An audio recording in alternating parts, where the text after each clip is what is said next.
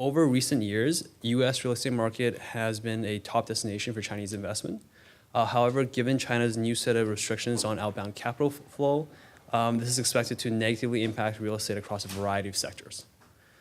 Our panelists will share their insights on the emerging trends and opportunities in the sectors in the next few years and address the importance of diversification, localization, and community engagement, and how investors are now pivoting into different sectors.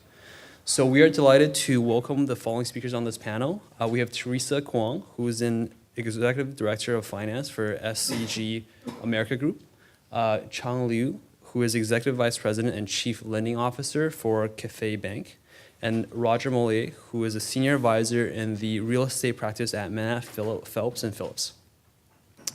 This panel will be moderated by Greg Carnes, who is a partner at Cox Castle Nicholson, one of the largest real estate law firms in the country. He manages the firm's Pacific Rim Group. His clients range from large international institutions to more entrepreneurial private companies. Please join me in welcoming our panel moderator and our panelists. Good afternoon. Again, my name is Greg Carnes, and I'm a partner at the real estate law firm of Cox Castle Nicholson, and I am your host for today's conference, or today's program on the importance of diversification, localization, and community engagement. You know, for many years, China has topped the list of foreign investors in U.S. commercial real estate. Many of the largest development projects in Los Angeles are owned by Chinese investors and developers. Last year marked a turning point as the level of Chinese investment in U.S. real estate actually dropped from the year before, and not by a small amount.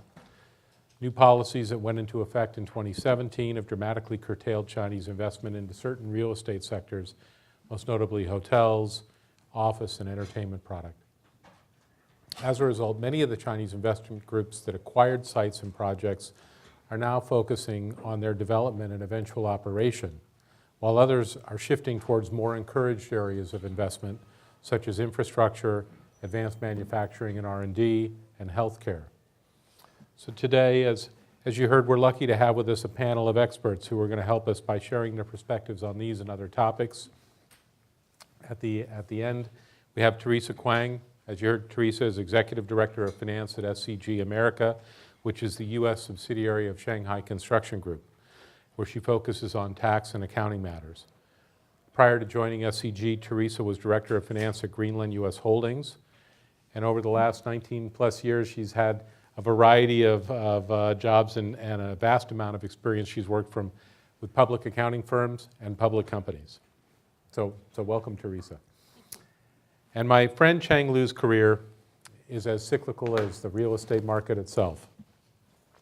Chang actually graduated from UCLA in 1990, which was about the start of about the worst time you can imagine to get a job in the real estate sector, especially with a Japanese bank. So what does Chang do? He goes and gets a job with Sumitomo Bank of California. And then 9 years later, he decides to take a job in the commercial real estate group at Cal National Bank. And that's just as the real estate market begins its long and sustained rise. For the next 8 years, Chang rode that wave, lending willy-nilly, averaging over $125 million of originations every year until literally the wheels came off at Cal National Bank. So now Chang's Executive Vice President and Chief Lending Officer at Cathay Bank. Cathay is actually the third largest bank headquartered in Southern California, with over $15 billion of assets. So if you think you could do a lot of damage with $15 billion of assets. So if you're really interested in where real estate's going, you just have to watch Chang Liu's career, I think, is what I would say. So last but not least, Roger Mollier is a senior attorney in the Los Angeles office at Manat Phelps and Phillips, where he specializes in public-private partnerships and development of transit and other infrastructure projects. Many of us in real estate know Roger's multiple careers in the public sector before Manat, first heading up the county's Department of Beaches and Harbors, where he led the second-generation development of county-owned Marina del Rey, and then heading up LA County Metro, where he was responsible for development over 30 sites on metro properties along the transportation corridor. So welcome, Roger, and welcome, panelists. So our panel's focus the name of our panel is the importance of diversification and localization and community engagement. So each of our panelists, as I said, are experts, but they all look at real estate from a different angle. So maybe I could ask each of them to comment on the importance of diversification and localization and community engagement in their particular industry. Roger, can I start with you? Okay. Well, yeah, I feel like I'm here a little bit under false pretenses because I'm going to hopefully talk a lot about infrastructure and some other things as well as real estate. But in practice, one of the things I've found, particularly having been in the public sector for a long time, is the real importance of engaging the local community in any kind of real estate project, any kind of real estate development, that's for sure. And as a public agency, we're particularly sensitive to that because critics are multiple and interests are multiple. To give you an example, in developing properties at Metro, including things like the W Hotel at Hollywood and Vine, which we did above subway stations, we had to go through our board of directors, which included 13 members, all of whom had Metro as their secondary interest. It included the mayor and 3 of his appointees, all 5 county supervisors, and a representative from each of the 4 geographic areas. You can imagine the fun we had bringing some of those projects through when they were somewhat unpopular with some constituents. So community engagement is the starting point most of the time for the real estate development you do, certainly in Los Angeles, and I'm sure around most of the rest of the country as well. Teresa, maybe I could ask you to comment as well. I mean, it seems to me that real estate itself is a very local business. There are some big international companies that do it all over the world, but every place you do it, it really requires some local expertise. So maybe you could talk about some of the ways that SCG has developed its local or its U.S. expertise. Well, SCG, known as the Shanghai Construction Group, it's one of the largest in Shanghai. I'm pretty sure if anybody go to Shanghai, everywhere you can see the construction was being done by Shanghai Construction Group. Now, in China, Shanghai Construction Group is a construction company. Now, come to U.S. is transit from a construction company to a developer. It is a transaction because of the need of the U.S. real estate market. Now, currently, Shanghai Construction Group in Los Angeles, we are focused on condo development and hotel development. And in New York, we have a joint venture also focused on high-rise luxury condos and hotels. Now, diversification is very important. This one of the strategy that Shanghai Construction Group entered into U.S. It's not buying a piece of land and develop stuff from ground. So diversification means buy property that's a revenue generator, then use the hotel, namely a hotel, then use the hotel revenue to support the construction project. And on the other side, there's another financing strategy. Use the hotel, refinance, get the money to support the other project as well. So that's our strategy and our definition of diversification. And how does that, I mean, is that working? It would, for me, it would, you know, there are a lot of developers who are very specialized, right? Mm-hmm. Some will only do residential, some maybe specialize in entertainment or retail, some build hotels and or mixed use. But it's tough to find a group that considers all of them, or will you know? I mean, I assume that it's different level, different types of expertise, and yes. And so, for a company like yours, that's got to be quite a challenge. How's that working out? Well, we basically utilize the local expertise as a priority because you're doing real estate local, then you have to utilize the local people as a more focused methodology. Because SCG's investment, it's widely spread not just the construction, also hotel management. So we do have a group of people focused on different area. So you become more global by becoming more local. Yes, Right. that's the ultimate goal. Cheng, I mean, you're looking at this from a different angle, oftentimes from an underwriting angle for projects like Roger and Teresa are talking about. Can you speak to how maybe diversification, maybe it's on a borrower's balance sheet, or how some of these aspects come into play from your standpoint? Sure, and I must thank Greg for the wonderful introduction. He never warned me that this was going to be a roast. I swear I'm going to make sure that I talk to his partners and I get invited to his next birthday party so I can return the favor. So anyways, diversification means different things to different people. For us as bankers and financing commercial real estate, for us on our balance sheet, we want to see that we have a good diversification of different property types, different regions. We operate in 9 states. We have 28 lending teams. So, and we lend anywhere from $500,000 in New York. We've got a great team that does that, or as big as $75 million. Diversification from the standpoint of a developer that's coming from China to the US, and I appreciate what Teresa mentioned earlier. I think that really matters. I think more often than not, developers just think about building something, selling it, and then picking up that profit so they can go on to the next project. Or they, I don't know if the money goes back to China or not, but the idea of buying a piece of property and then having that cash flow or having that equity to be able to refinance that or be able to use that cash flow towards your future projects, that's a huge difference between someone, you know, and that has that capacity to do so with that stabilized asset versus someone that doesn't.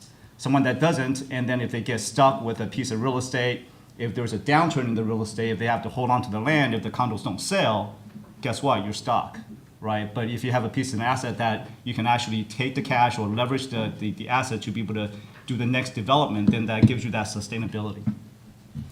Cheng, I mean, let me ask the question, because Teresa mentioned that in the Shanghai Construction Group, I mean, in China is like the #1 construction company, and they're building probably most of the country right now.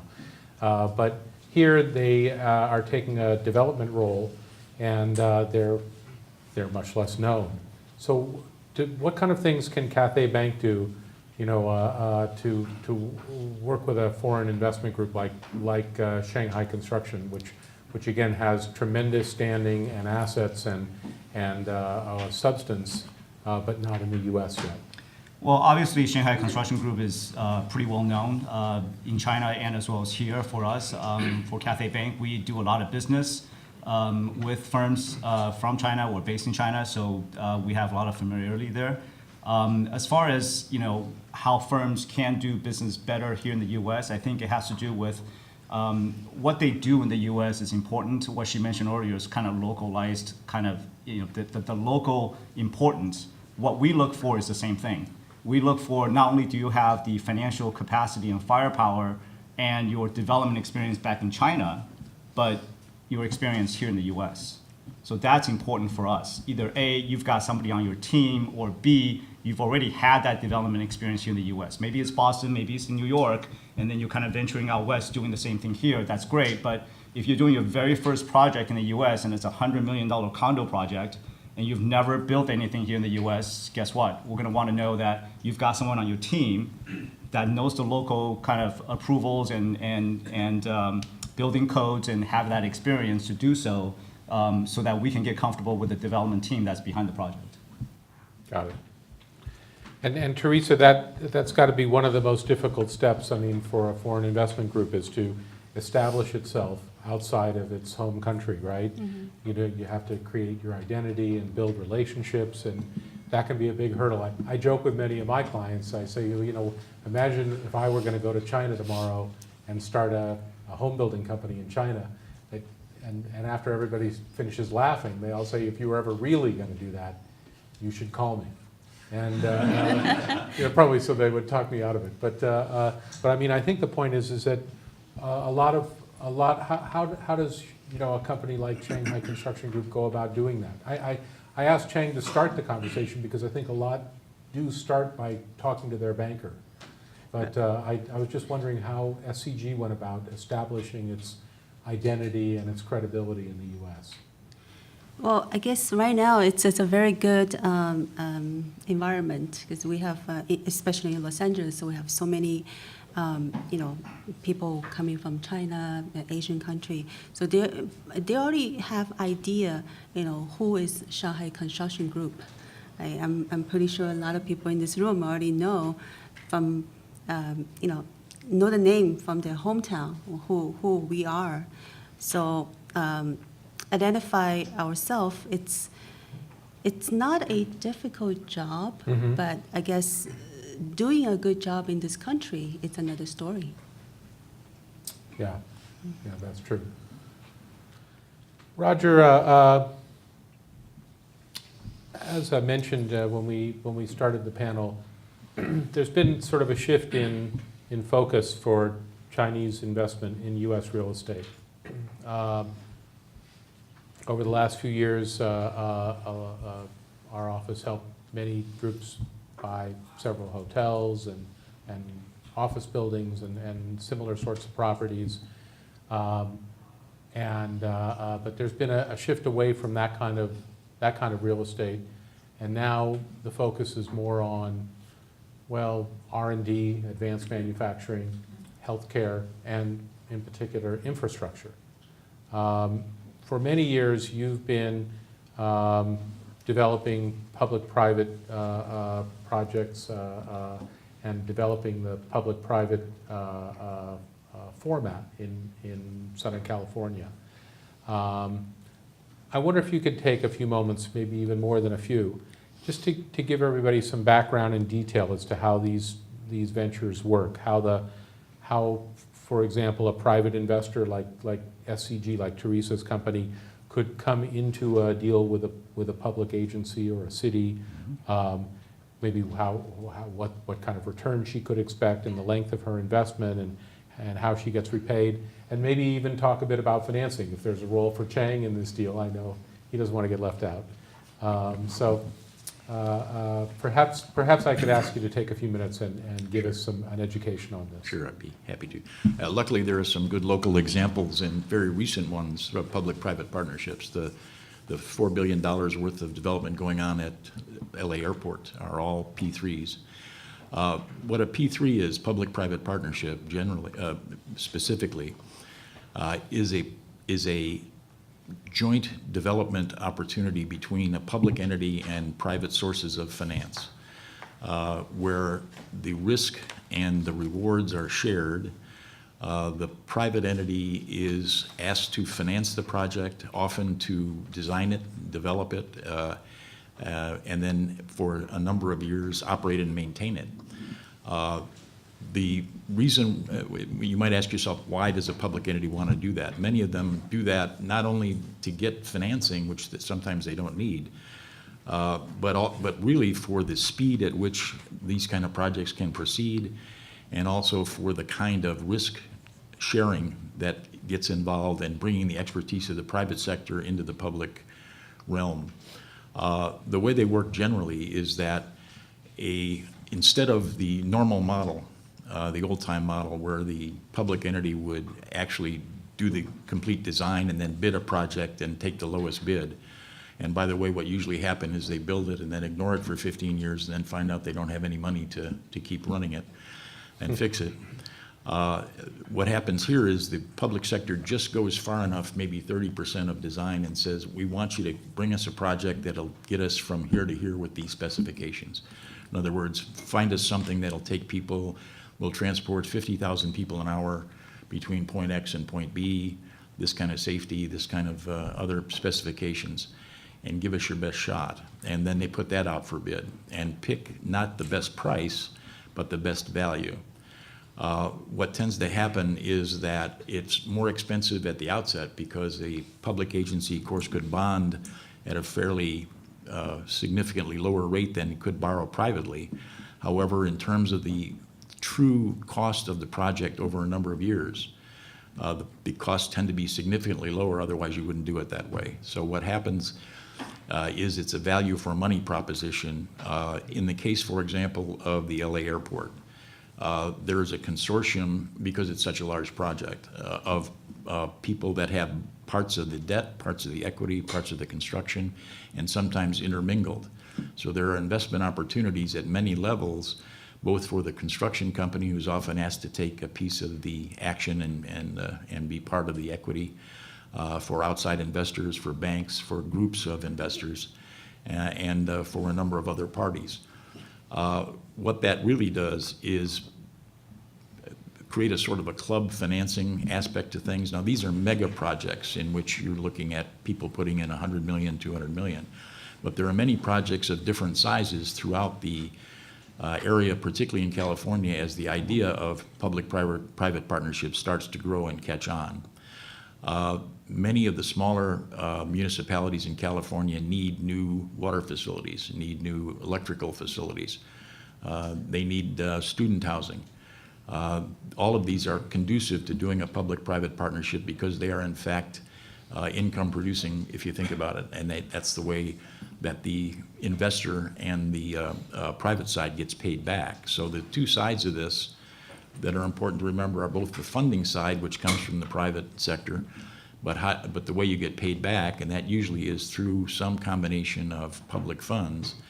And the most promising vehicle we've seen lately is something called the Enhanced Infrastructure Financing District, which will allow and does allow cities to take part of the property tax increment that happens as a result of development and use that to repay the money that's advanced by investors. And that sort of creates a very solid, low-risk kind of investment, a fairly long-term investment. The one thing about public-private partnerships that's sort of difficult is that the old saying is true that if you've seen one public-private partnership, you've seen one public-private partnership. They vary extraordinarily widely. Some of them are very, very complex, and some of them are pretty darn straightforward. But in all events, they have the same characteristic in that they provide private financing for public projects and provide a level of speed and expertise that is normally not associated with a government-run project in and of itself. And you mentioned that they come in different sizes. Are the term of investment, does it differ based upon the project and the size of the project? Yeah, it sure can. Of course, the larger projects tend to be the 35 to 50-year kinds of projects, but even those have tranches of financing where people get paid back earlier in some instances. But there are lots of smaller projects in the $40 to $50 million range that can be 20 years, 15 years, that kind of thing. So they really vary extraordinarily widely. And you mentioned that the improvements in LAX are being done on a public-private basis? Yeah, there are two sides of it. There's a People Mover project, which is about a $2 billion project. And I'll give you a bunch of the alphabet soup of public-private partnerships, DBFOM, right? Design, build, operate, maintain, and finance. That's a true public-private partnership where the private sector does all of the above. They design the project, finance it, operate it, and maintain it. There are variants to that, but that is one side. There's an equally big $2 billion project at the airport for roads and doing new parking facilities and the rent-a-car facility. So there's $4 billion worth of P3 project right there. Metro, who I know is planning to issue P3 solicitations for another $6 billion worth of projects, including the highway projects that are much needed, that'll take some of the congestion out by throwing tunnels under the 405. And that'll be about a $2 billion project in and of itself. So you can see how these are snowballing. One of the reasons that P3 is finally catching on here and hasn't caught on before is primarily, for example, P3s, many of you may be familiar with if you do international business. It's almost the only way that projects of infrastructure are done in much of Europe and Canada. The main reason this hasn't caught on as fast here is that those countries tend to have unitary legal systems, which allow people to know how you can proceed in a macro way. In the United States, we have 50 different legal systems because it depends on which state you're doing business in. Each state has some or none enabling legislation to allow P3s. California happens to be a state in which cities and counties have always had since 1996 the ability to do it, but it just hasn't been done because people haven't yet, or had not until very recently, the last 3 or 4 years, been in contact with those kind of projects to see the benefits that it can bring. So, Roger, let me ask you one more question about this, and that's sort of the involvement or the success rate for foreign investors in this area. You know, when investors from Asia first started coming, actually in the 90s, you know, they were quite reluctant to invest too much time and especially money in deals that were hyper competitive. You know, they'd rather find an off-market deal or find someone they could have a one-on-one conversation with. But in these deals, I'm just wondering, I mean, because there's a public side to it, I'm assuming it's tough to kind of have a one-on-one conversation, that there is bidding, and there's probably, maybe a foreign investor might perceive there to be advantage to being a local player in the P3 world. I'm wondering what you think.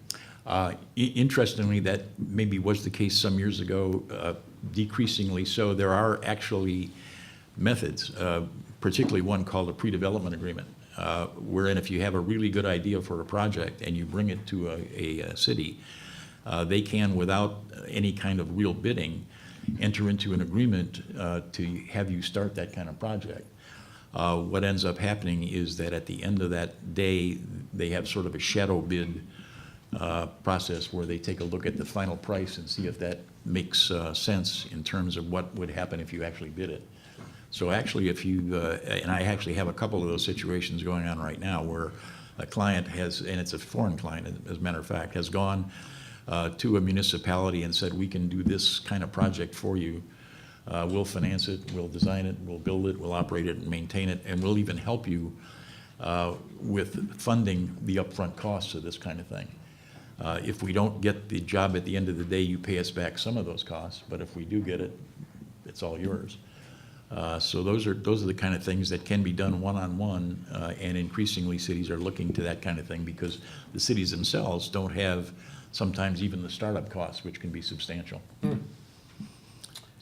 So Cheng, I mean, I think between, Roger, you'll correct me if I'm wrong, but I think between the airport and the build out of Metro, that just those two public works projects are somewhere in the neighborhood of like 20-some billion dollars. Yeah. That'll be spent over the next 6 to 8 years, I guess. Exactly. I mean, do bankers ever look at that and try and figure out how to get their piece of it? Or even if it's, hey, we should follow private development that is nearby where all this money is going into public works? I think for what Roger's referring to on these infrastructure projects, and we've all seen it, right? I mean, for us, our horizon for construction and development, and from breaking ground to realizing cash flow, is usually 2 to 3 years on average.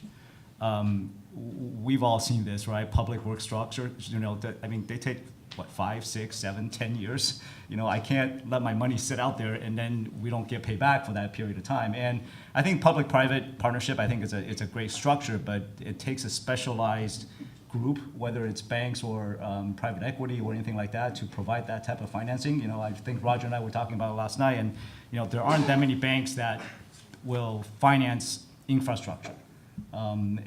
Because the complexity of that capital stack is really a lot for people to digest, and as well as, at the end of the day, who's the beneficial ownership of that infrastructure in that project. And these days, especially come around May of this year, the beneficial ownership becomes a big issue for us as a bank because we're a regulated industry, and that's a topic for us that we have to focus on. So Roger, where does a lot of the debt for this come from? Are these private funds or? Yeah, depending on the size of the project, it's often a combination, and there are at least, well, I can name 7 or 8 banks, including Citigroup. Actually, Hong Kong Shanghai Bank is very active in this kind of area. Those sorts of big money. Goldman Sachs, pension funds. pensions, sure. In smaller deals, private companies. And construction companies are very active because they like to get the business, and if they're part of the team, they agree to take some of the equity. The reason that the cities like it is because it really incentivizes a good build. I mean, you think about this. If you're a public-private partnership and you're also financing it, not only you're financing it, but you also have to run it, operate it for 20 years. You're incentivized to get it done on time, certainly, so you can start getting paid. You're incentivized to do a good product because if it doesn't run well for 20 years, you're going to lose money because they're going to dock you on the operation and maintenance payments. Cities love that because it gets done faster. The operators have skin in the game. The private side likes it because they're free to innovate, cost cut, cost control. You've got a situation different from old-time construction. Best example I ever saw, there was something called a big dig in Boston you may be familiar with.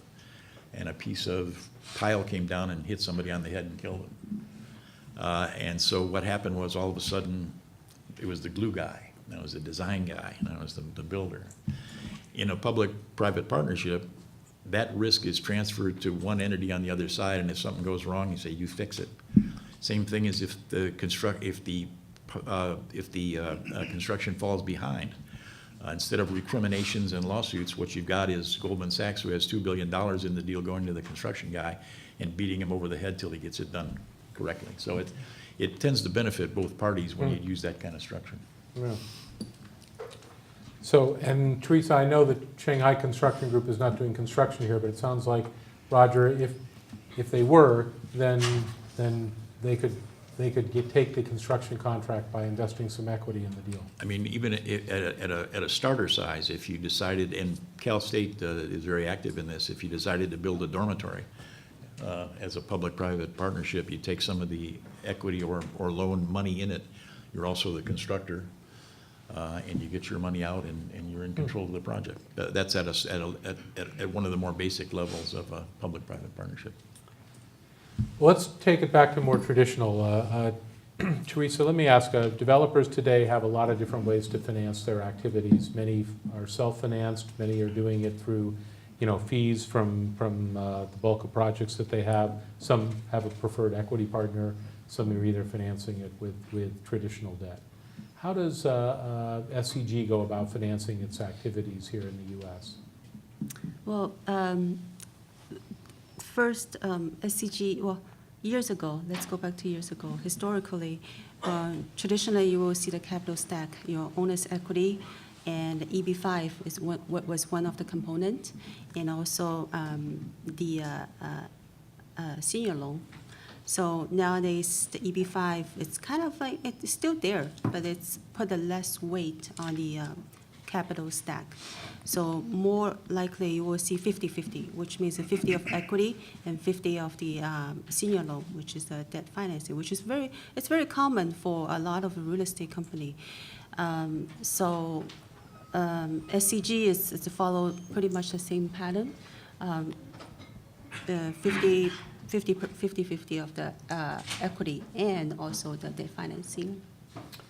Let me ask you another question, and I apologize because we're all probably going to ask a bunch of questions about this, but I know your background is in tax, and I think the industry is still trying to assess the impact of the new Trump tax laws. Some people talk about that it'll be helpful for the real estate industry, and others are concerned about some of its impacts. So maybe you could help us unravel this and give us your thoughts on what you think the impact of the new tax act is going to be, maybe in real estate in general, but in particular on foreign owners of real estate, like an SCG. Well, there are a lot of impact for real estate on the individual level, on the enterprise level, but on the as a developer, since we already mentioned that your entire construction cost will heavily, at least 50%, rely on the debt finance. So now the question is, the new tax law put a limitation on the business interest expenses deduction. So it's not everything you can deduct. that will have a large impact to the real estate company.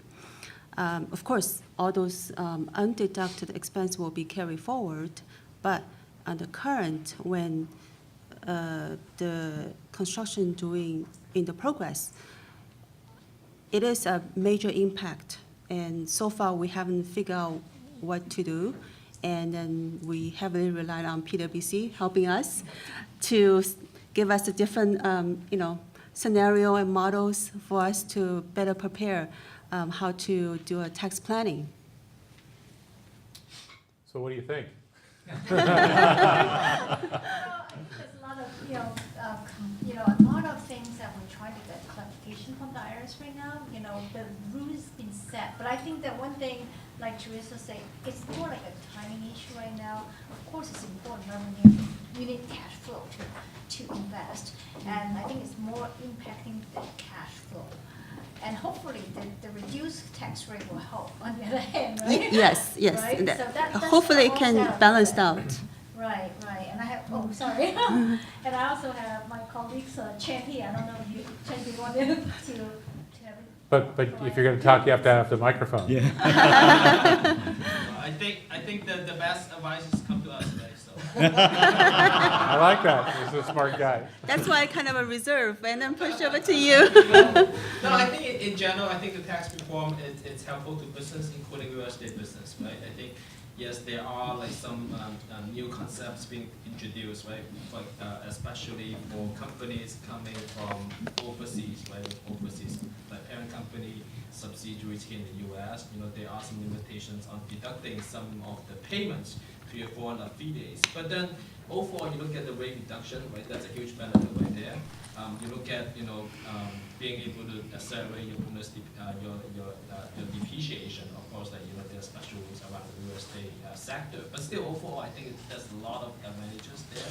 Hopefully, we will see the positive impact. I think. Right. So Teresa, I think that we can definitely, Chen and I definitely can talk. On the side panel. Cheng, has it impacted the way you look at lending, that you might underwrite a deal? Yeah, certainly for us too as well. I mean, when the tax cut was first announced, there was a lot of publications and announcements about what the banks might do with the tax savings. Initially, it was about maybe employee retention and those kind of things. But over time, what we have found is banks are taking advantage of this by really dropping their rates. So for borrowers, for developers, that's a huge plus, particularly on stabilized assets. We're competing against rates that are 50 to 100 basis points of a typical norm. There's companies out there that's quoting 10-year money at basically in the low fours. I mean, that's pretty unheard of. So the concern, while that's good for the investors with the tax cut and the tax plan, but the concern for our side a little bit on the lending is we think about, okay, if the tax cut is funded from a $1.4 trillion, where's that money coming from, right? That's adding to the deficit, and that's creating problems a little bit down the road. So we got to think about that a little bit and how that's going to impact the economy in the future. So when we talk to people, we ask them, the question we usually ask is, what inning of the baseball game is this? So if you really think about it, if the over the 50 years, the cycle of he started my intro with the cyclicality of my career, right? I mean, if you look at the cycle of the real estate business, typically the expansion has been about, on average, 6 to 8 years. We're basically at the 8-year mark right now. So it's debatable where things are going to go the next 12 to 24 months. We're comfortable in financing projects that are 12 to 24 months in nature. But if you're going to finance something that's a 200-unit, 300-unit project, or whether it's hotels, condos, or apartments, and that's going to take 3 years to build, or maybe there's some delay in it and you don't see cash flow out of it for 4 years, we really got to think hard about that. Let me ask the panel, because we've all at different times been involved with foreign investment and foreign development in the U.S. I started working with investors from Greater China and Asia over 25 years ago. And not surprisingly, when I started, foreign investors were looking for blue chip real estate really did not want to take risk, fully leased top quality office buildings, maybe a hotel, but you know, a hotel that was really self-sustaining. And over the years, we've really seen investors from China broaden their risk profile. I mean, to the point where, SCG is doing development. John Ho, who I think is probably on another panel, is doing unentitled land deals with his home, and he's got a U.S. home building company. He's really building homes here. What has enabled Chinese companies to branch out into riskier real estate investments to such a high degree, a higher degree than I think other foreign investors in the U.S., when we saw other waves of investment coming from the Japanese or coming from parts of Europe? I really don't see them getting involved in the kinds of development deals, those kind of projects that we see a lot of Chinese groups doing. What do you think it is that enables the Chinese groups to, is it just a less institutional or a more entrepreneurial spirit, or what would you attribute it to? What do you think, Teresa? You've worked here and with Chinese groups, so what do you think allows that to happen, where it didn't happen with the Japanese, it hasn't happened with other foreign investors in the U.S.? Well, my view of real estate is two things are very important: timing and the location. So, since you mentioned that back in 1980s, when Japanese investors come into this country, the timing was, every price was on the peak. So their investment, it goes bubble in few years. But when Chinese investor come in, it was just right after recession. If you That's look at a lot of major group of Chinese investor come in, starting from I believe 2007 or 8, all the way to, let's put a 2014 as a cutoff. Pretty much close to 9 billion of the investment from China, and within the 15 months, 2013 to 2014.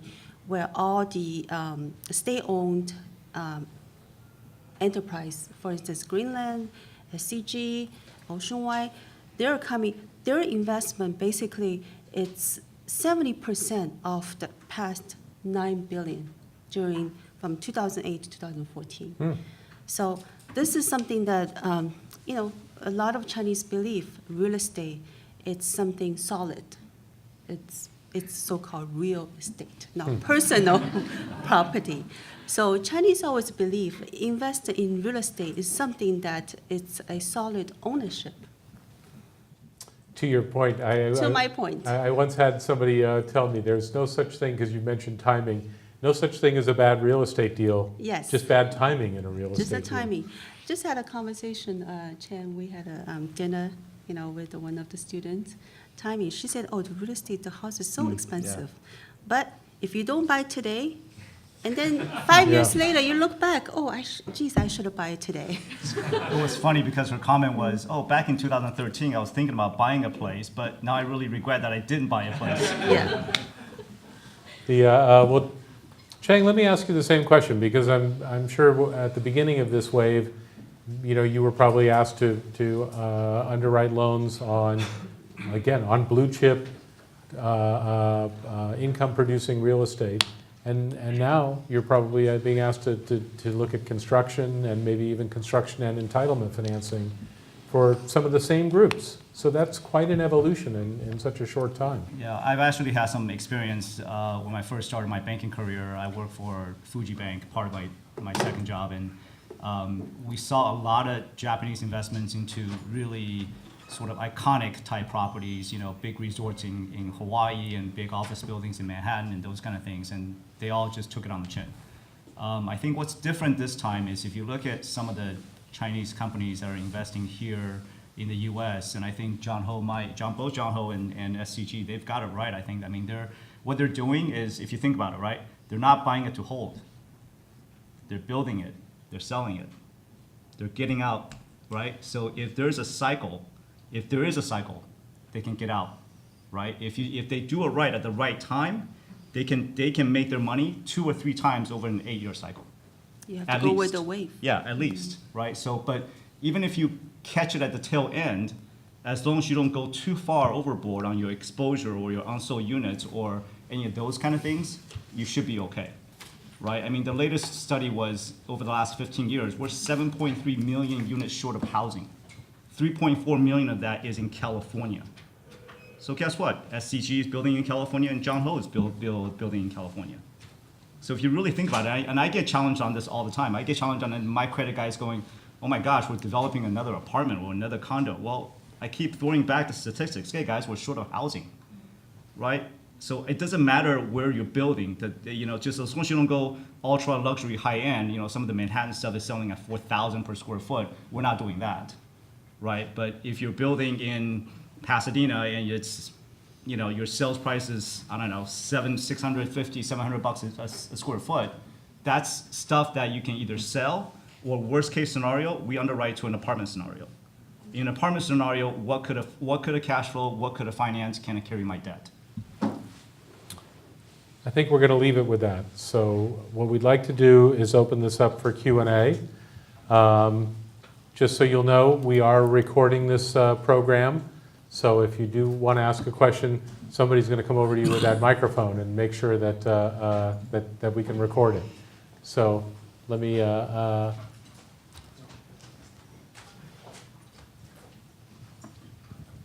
Hi, I'm Walter Ho, and I'm a class of 2014 Global Executive MBA. And it was at one of these panels, I think last year or 2 years ago, that there was a comment made that back in 2007, 2008, when Chinese money was first coming, people were not very apprehensive and they looked very highly upon Chinese money. And then in 2016, then they said, well, if you didn't have Chinese money, then you were looked not highly upon because you didn't have Chinese money.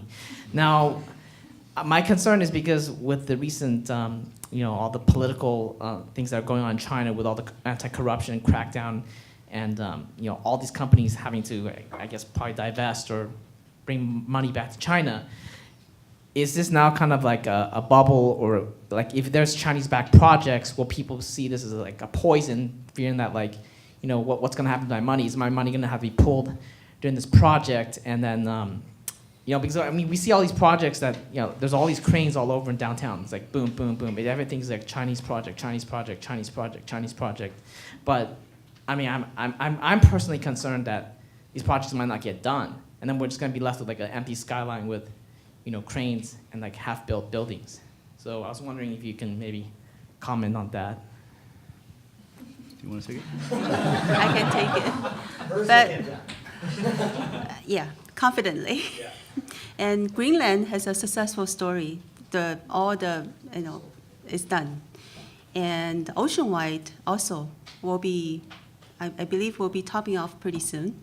So empty land, it might have few. I won't say no, but majority of them will be built. It will be a skyline for downtown LA. So maybe I'll add to that a little bit. For us as a construction lender, the risk is lower in this scenario you described because we require 100% of the equity into the project before we fund a single dollar.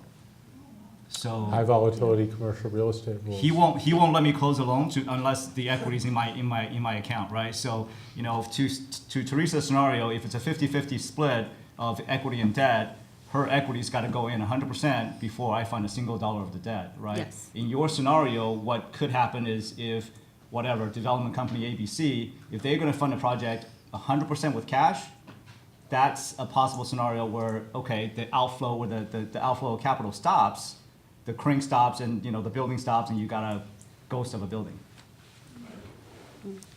I think to your earlier comment, it might have been me who said it a couple of years ago, in maybe 10 or 12 years ago, when I would go to meetings and I'd have my Chinese capital client, the developer partner, the owner partner would always turn around and look at me and say, whatever you do, don't tell them that the money's coming from China. Just don't tell them. They'll never believe it'll get here. They don't trust it.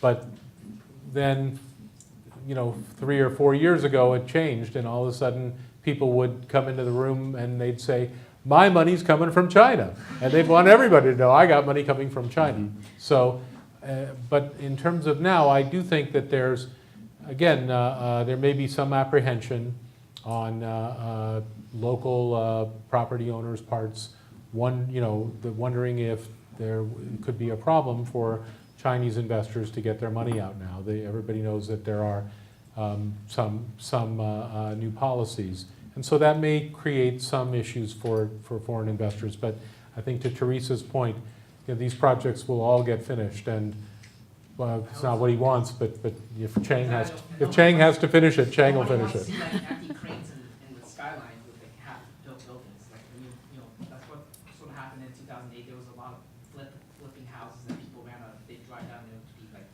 half-built projects and stuff like that. It's small scale. It's just part of this. We're all thinking it's just part of the cycle.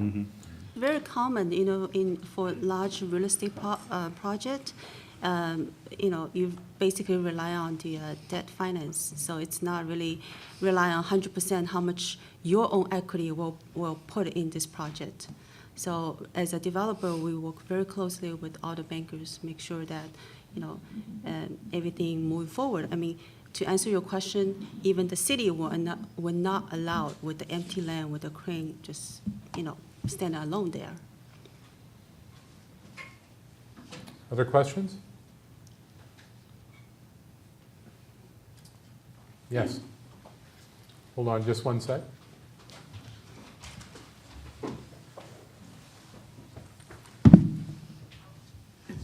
Hi, my name is Sabrina from Prefer Bank. My question is to Mr. Liu Chang.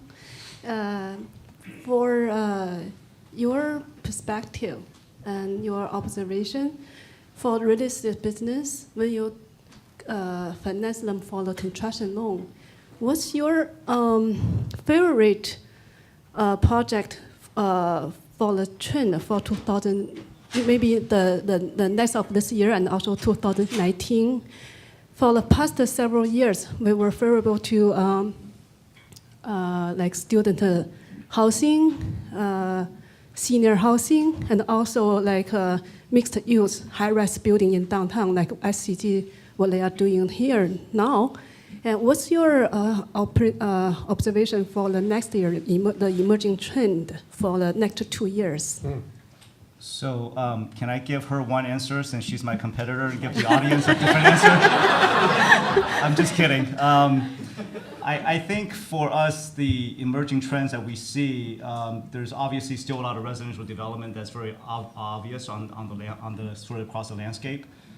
Student housing is great, but it's difficult to come by in terms of entitlements and getting the school to cooperate with you. And when I say student housing, I don't mean dormitories. I mean kind of student apartments that's close to the campus. That's more of a private enterprise. Senior housing, I think it's also a big deal for us as well, because if you look at the aging population, right, that's important, and we care about, there's a thing called continuum of care. Continuum of care means it's a property that goes from independent living to assisted living to memory care, so that they can kind of age in place. There's different risk factors with the different segments as well, so you got to look at that.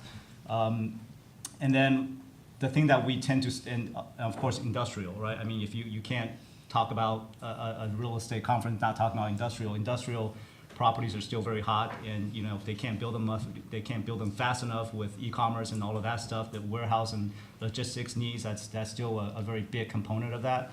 What we tend to stay away from is the sort of the office components and big box retail because of the obvious reasons. But neighborhood retail centers still make sense for the right location. Sometimes the other specialty properties we look at are self-storage products and some hotel products. So there's a future for retail, huh? That depends on who you talk to. So I think we're going to conclude that. We really appreciate everybody taking the time to listen in. If there are more questions, again, please feel free to come up and ask. We'll stick around for a couple minutes. And with that, we'll want to thank you, and we'll see you all next year.